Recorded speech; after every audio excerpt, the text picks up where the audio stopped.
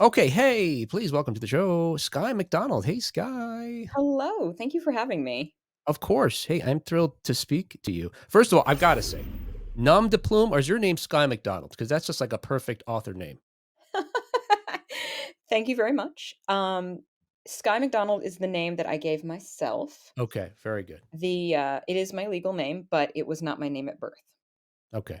And I can cut that out too, No, no, if you you can want. totally keep it in because it was also the name of my grandparents' golden retriever.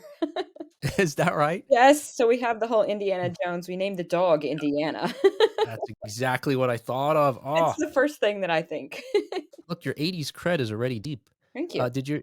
Were your grandparents around to see you name yourself after their dog? They were not. Okay. They were not, sadly. How do you think they would have thought about that? Or I think my grandmother would have said, "Great day in the morning." However, to be fair, my grandfather would have also been pleased because the Isle of Skye is where from our clan McDonald is from. So, I ah, get the historical credit as well. The dog thing is funny, but really it's about, like, the roots. wow, I never even realized how Scottish your name is now. Yeah. Yeah, that's wow, that's really cool.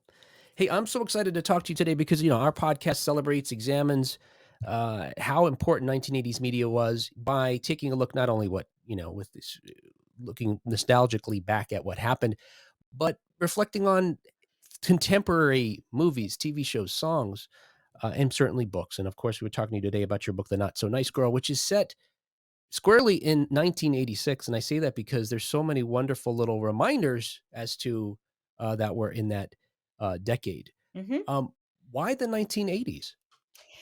Well, that's a little bit of a math flub because Okay.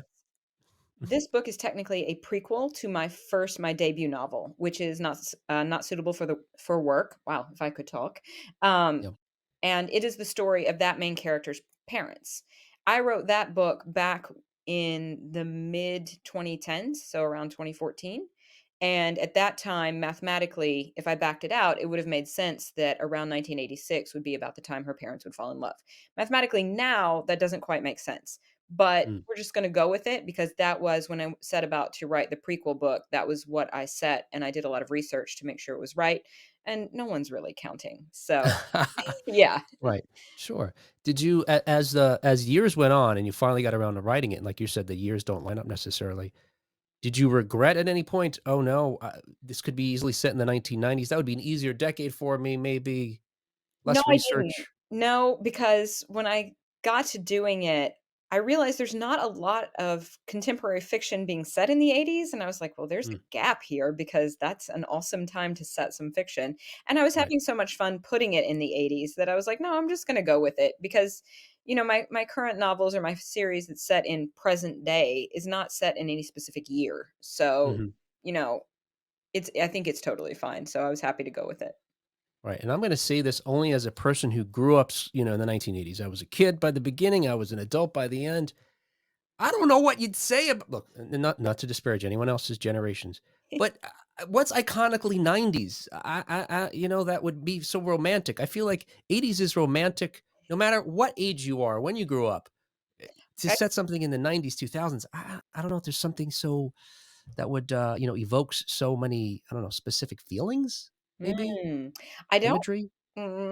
when I start thinking about the '90s, I could go on a list, but I'm here to talk about Okay. the '80s, so I'm gonna go with that for now. AOL dial-up? You've got mail? I mean, I just don't okay, I'm Jinko I'm biased, Chains. clearly. Jinko Yeah. Chains. Pearl Jam. Okay. I feel like it's a short list, guy, but we're not here to argue Fair, about that. no, You that's love fine, the me too. 1980s, clearly. We both do. We can Yeah. agree on that. Okay.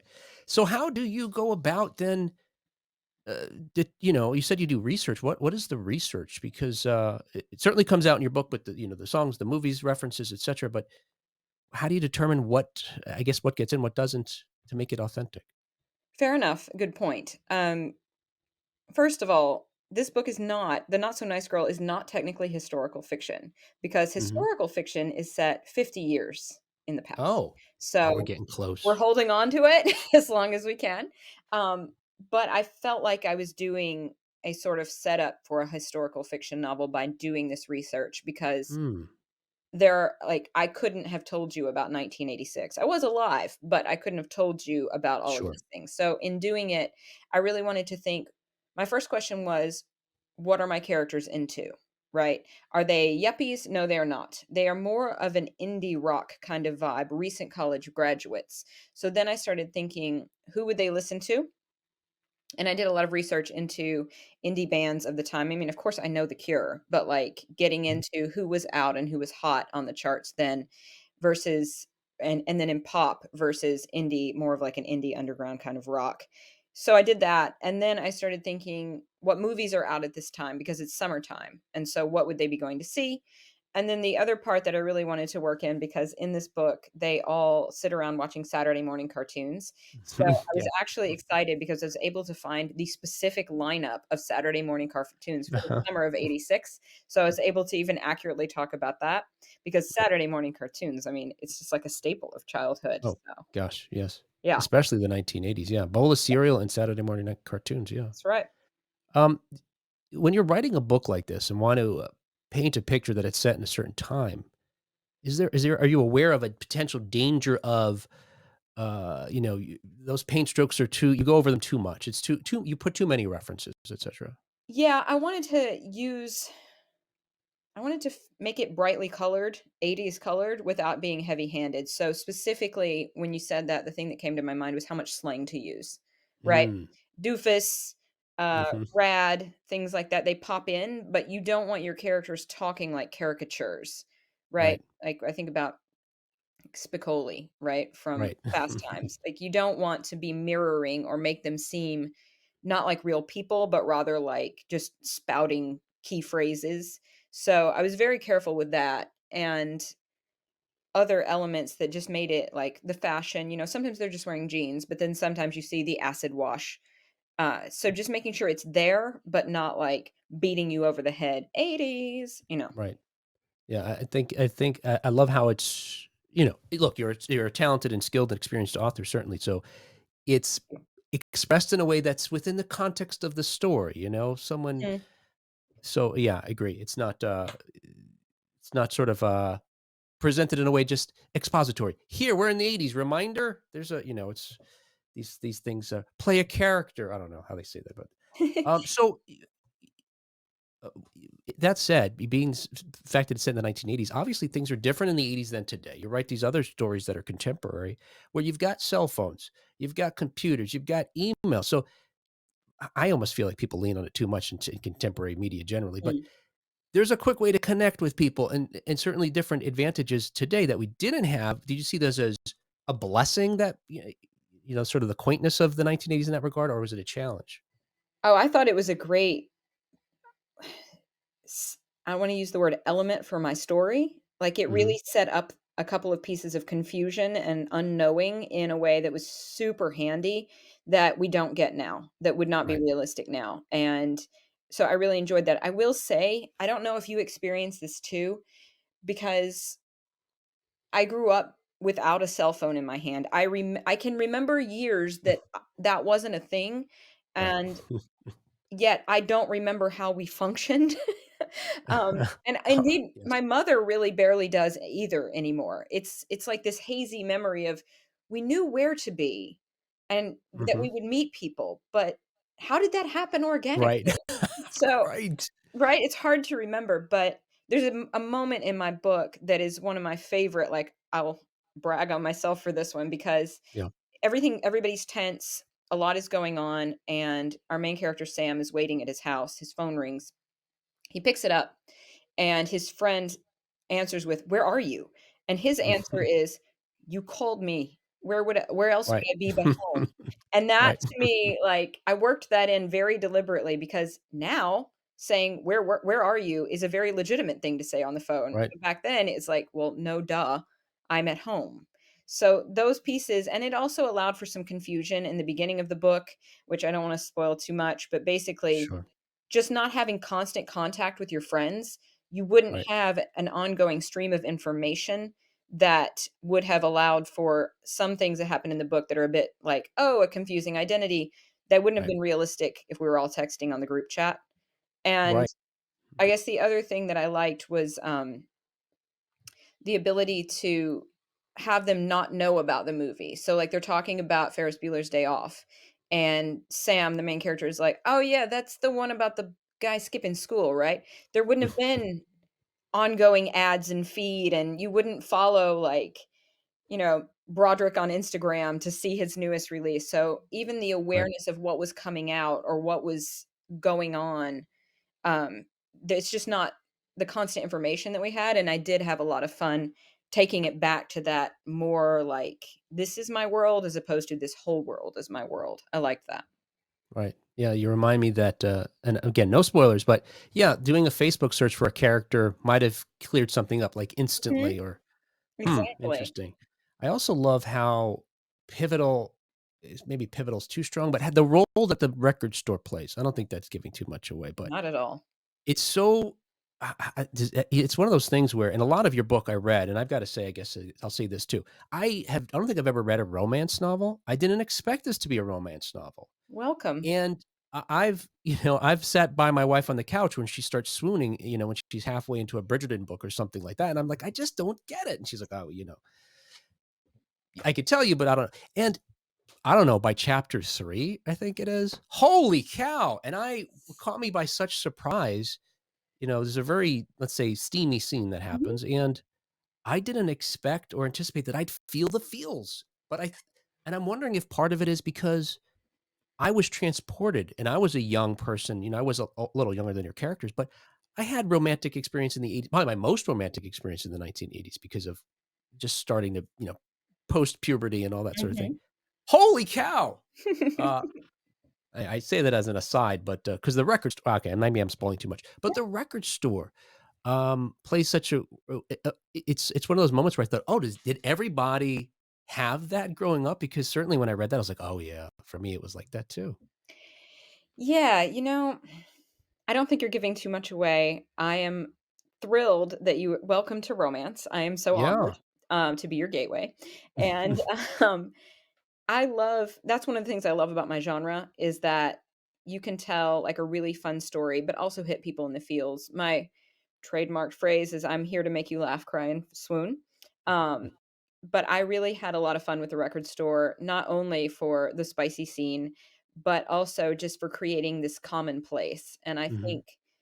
I think that's a thing that we've really lost, and, I don't, I'm not here to, like, say, "Oh, everything is bad now." I don't think that's true, but I think the Sure. ability to gather and be and discuss things that we like, I think that that was a really important kind of thing that is a little bit different now and is not the same, does not translate over into social media. Gathering with people, talking about the things that you love and the things that light you up is a really Right. important part of just having social interactions. I was honored to be at a book con in Houston last at the beginning of this month and just being around people talking about books. Like, it was beautiful.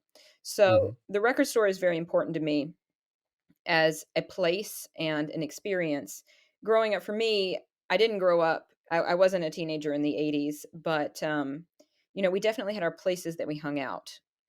Mhm. And, it's just like where you could find people, right? Yeah. So I really enjoyed creating that, but I also enjoyed creating the record store because the character of Mac, who runs the record store, is based squarely on my father, who did run record Oh, stores in Nashville in the no 1980s. kidding. Yep, Wow, that's awesome. yep. A lot of people are seeing, like, what's his name? Tommy Chong from That '70s Show Okay. as Mac. I'm getting that a lot. Mm, Obviously saw my dad, but yeah. I was kind of leaning into, like, The Big Lebowski, like, the dude, Mhm. a little bit. I mean, he's a Right, caricature of my dad. He's not really my dad, but my dad went by Mac because McDonald, and he did have a golden retriever, and right. so Oh, it was, a fun way to kind of pay homage, but also to create a space that was super important for my characters and right. talk about Yeah. music. Yes, yeah, even just that, the idea, like, to your point that, and this is my experience in the 1980s, and I was listeners of our show are probably sick of me talking about this, but one of the things I did as a young person was DJ, and I did that until being an adult. So, the record store was a place where you went to learn about music, to as you're saying, and we relied on the Macs of the store to say, "Well, what's good, what's not good," Mhm. and I like it and I could just do a whole thing about music, but the fact that they could even, argue about bands or someone's shitting on the Chili Peppers because they don't know who they are or whatever, or, The Cure, I think is Mhm. another one that and it's fine, we just have this sort of back and forth of, opinions and information and, you come away trying a new record or you don't, and I miss that, yeah. Yeah. It's different, yeah. Yeah. Now thinking about, obviously, as you mentioned, some of the look, you can't write a book or the books that you write without having them be based on real life experiences, characters, people that you need. In part, it's a good leaping, sort of jumping off point, if you can focus on somebody like that. But also, it's the kind of things you want to express for one reason or another. But since you're writing in the 1980s, were you mindful of hitting on some of the tropes of the 1980s in the development of your characters? That's interesting. Like, give me an example that you're thinking of Well, there. sure. Well, again, I'm trying not to give anything away, but I think it's interesting that, well, one character is described as looking at like Andrew McCarthy's character in Pretty in Mhm. Pink, Blaine. And, if this is too much, I'll cut it out. Okay. What I thought was really neat was we have two sides of two different tropes from the 1980s that are identical twins. Uh, that's never been done, I don't think, but you had stuff sort of so that's what I mean. So you're writing for, you can pluck Blaine out of Pretty in Pink, and so you write to that character. You pluck, for me, Sam certainly initially felt like a John Cusack type of Mhm. character. Um, so were you mindful of that? Well, this is like this kind of this character and this, not necessarily, That's interesting. I wasn't basing them on any of my favorite, like, trope characters from the '80s, and yeah, there's a lot of conversation now about the tropes of the '80s and how some of them are problematic, and I'm a big fan of taking things for mhm, what they were, sure, but also knowing when we've grown to understand things that maybe weren't as ideal. Molly Ringwald has some really interesting essays, out about her reflection of her time with John Hughes.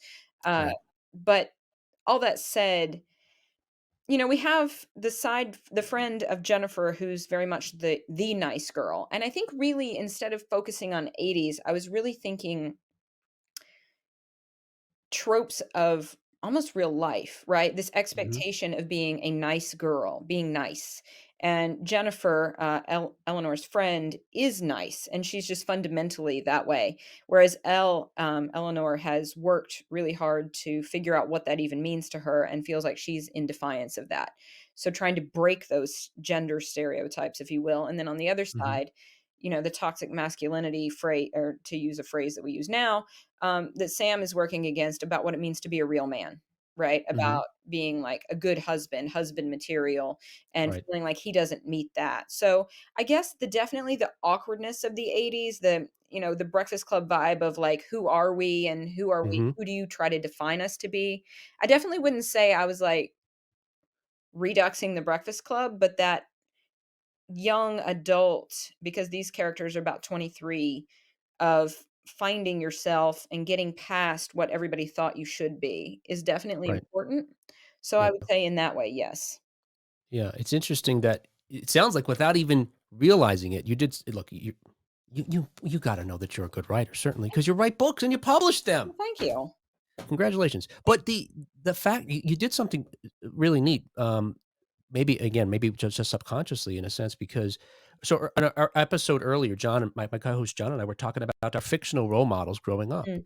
And in researching that, I learned about John and I as we were just talking about it. Some really like, wow, self revelations and about each other. But researching it, I found these interesting sort of bookends to pieces written in the 1980s, one in the early and one later. One was in the early was saying that we have this feminist movement that started certainly earlier than the 1980s, 70s, 60s, etc., where we had a lot of women's literature classes. And part of the goal, rightly so, was to help, inform folks or destroy some of these stereotypical, constructs of gender and gender roles and stuff like that. And this one man was saying, we need that for men too, he believes, because men are also pigeonholed. And I think when I look at the 1980s media, like you're saying, you had the Arnold Schwarzenegger, Sylvester Stallones at the early 80s, but then by the end, we were starting to, much like we did with female roles, question those tropes, Mhm. and had men that were maybe a more emotionally available and more vulnerable. And in this piece at the end of the 80s, this author was written by a woman who makes a essentially says that Wow.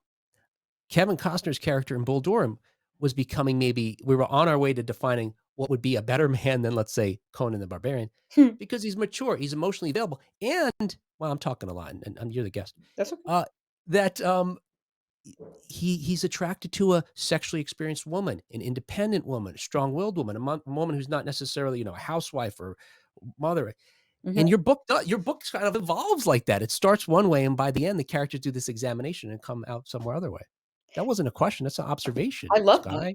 I love that Okay, you there you observed go. that. I did not Yeah, intend it, but I think that's awesome because I do think that obviously women belong everywhere, woman's place and all of that. And that sure, and the feminist movement got that right. But I do think it is important to take a look at the way men are expected to be men and the toxic way that that can manifest and the expectations that we really put on both ourselves internally and externally, the right. expectations that we have for how everybody should be behaving. And I'm a big fan of the idea of giving each other a little bit of grace, that we're all working to be the best that we can. Mhm, Obviously, there are exceptions, right? There are obviously things that should not be tolerated and that are not okay. But in sure. general, all these things that we've been told are what adulthood looks like, or what male looks like, or female, or all of these things. They're they're very, very oppressive. And that's an interesting take about Bull Durham. I mean, that is a great, great movie. And that's a good point, right? We're Mhm, seeing people who feel more human. They're flawed.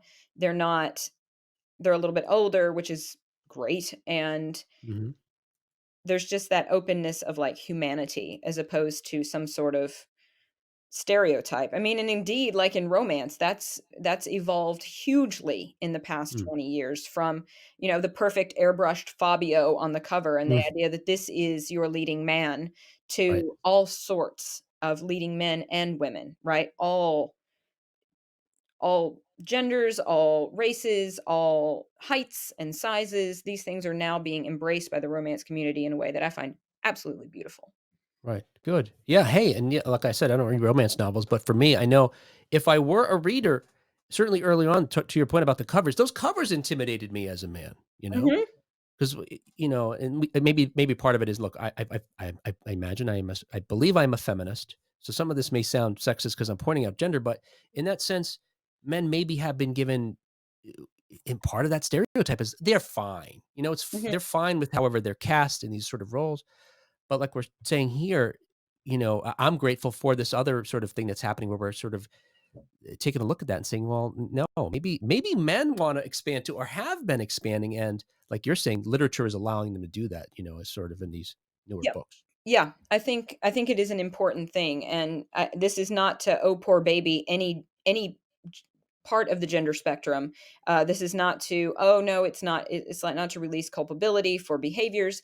I do think, though, the more that we define what being X, whatever X is, right? Whatever the blank is that you're filling in, the more that we try to define what that is, as opposed to just saying humans are a lot of things, a mosaic Mhm, of things, the more we are forcing people into roles that don't feel comfortable for them. And I think it's important to give people, like I said, a little bit of grace that we're all trying to figure it out, right? And these expectations that are held, like, they're not useful, right? Because nobody's right. harder on you than you are on yourself.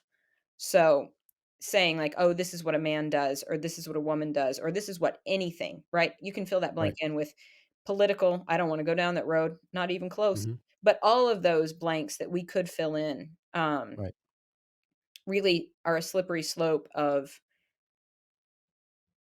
something that you may need to defy, right? Or that Right. maybe doesn't fit you, but you feel like you have to, and that's what you see in Eleanor in this book.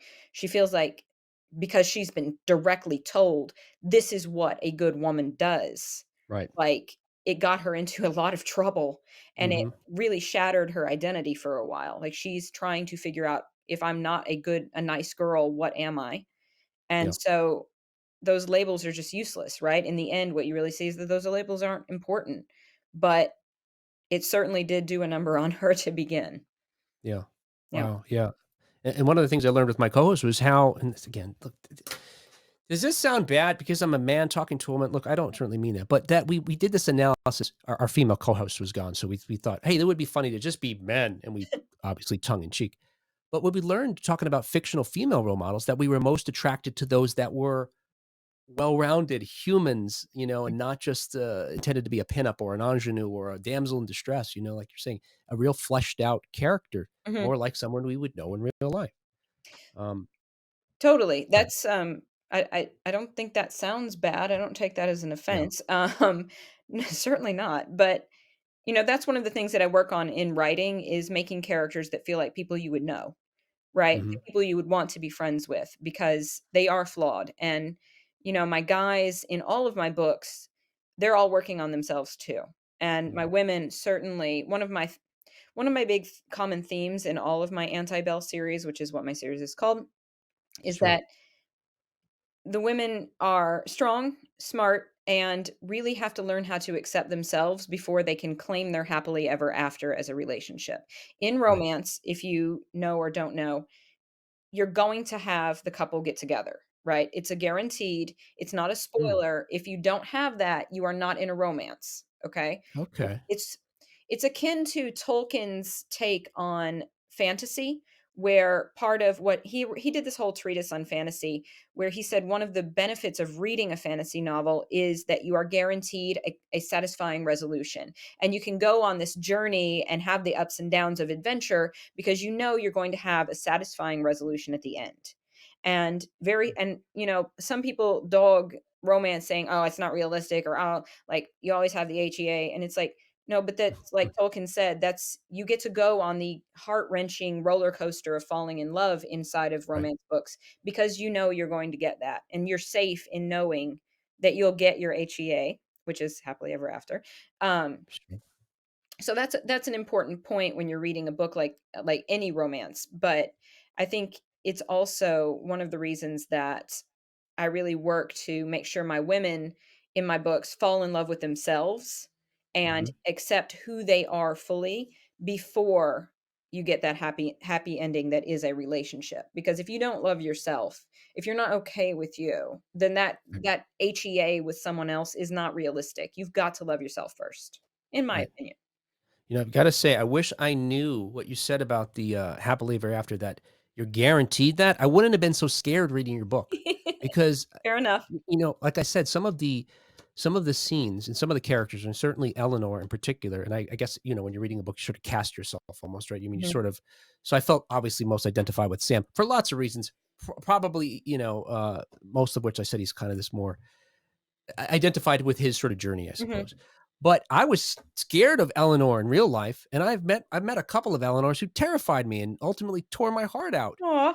At least I thought. Eleanor in here did a lot more growing, and by the and Mhm. by the end, of course, as you said, no spoilers, things work out better than Right. they did for me. So I was honestly seeing Sam in these situations like he's gonna get destroyed. Yeah, I will tell you, to be fair, when I was at the book con that I mentioned, I had someone who downloaded Not Suitable for Work, and after I met and engaged with them, and the next day she came up and she was like, I was up until 3 in the morning. I knew that I was going to get a happily ever after, but I kept reading that book like, "What's going to happen?" Yeah. So I will take that as a mark of good storytelling and say thank you, because I want you to forget that you're going to get it and then get it. That's the point. Yeah. So fantastic. I'm very glad. Yeah, I didn't know. I thought, "Oh, no. I've been here. Sam, I wish I could hug you, buddy." Thank you so much for talking to us, Sky. Certainly wish you all the best, and we'll remind our listeners to check out the Not So Nice Girl. In the very least, if you love the 1980s, it is like a time machine. It's like stepping into a phone booth here, or a DeLorean, and stepping back into 1986. Or a record listening booth. Oh gosh.